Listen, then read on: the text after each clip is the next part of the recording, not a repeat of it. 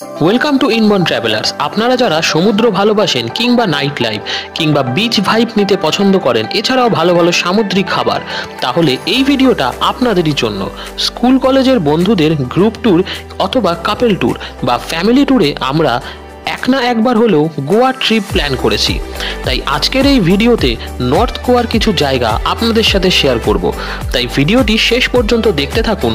আর চ্যানেলে নতুন হলে প্লিজ সাবস্ক্রাইব করতে কিন্তু ভুলবেন না। আর এই চ্যানেলে গোয়ার সব ফুল ভিডিওগুলো অলরেডি দেওয়া আছে, চাইলে একবার দেখে নিতে পারেন। বেশ কিছু ঐতিহাসিক গির্জা এবং দুর্গ, সাথে সুন্দর সুন্দর সি বিচ এবং ঝকঝকে নাইট লাইফ, এই নিয়ে হলো সামুদ্রিক শহর গোয়া। কলকাতা থেকে ট্রেনে বা প্লেনে আপনারা পৌঁছে যেতে পারবেন গোয়া।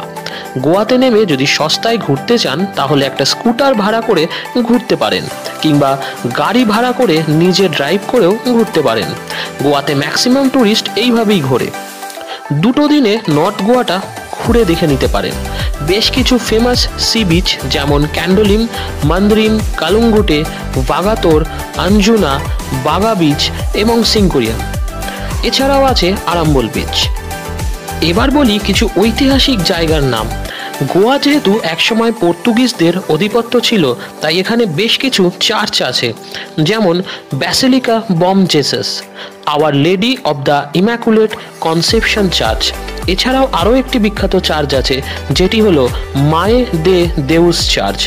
আর বেশ কিছু ফোর্টও আছে এখানে, যেমন অ্যাগোডা ফোর্ট, চাপোরা ফোর্ট, এছাড়াও ম্যাগস ফোর্ট।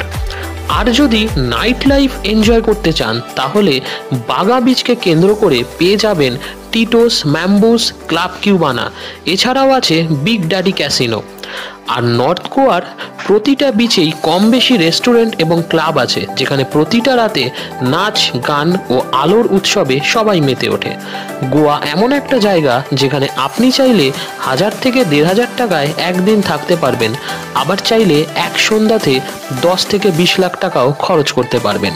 এইখানে এন্টারটেনমেন্টের কোনো অভাব নেই। ভিডিওটি ভালো লাগলে একটা লাইক আর কমেন্ট কিন্তু করে দেবেন।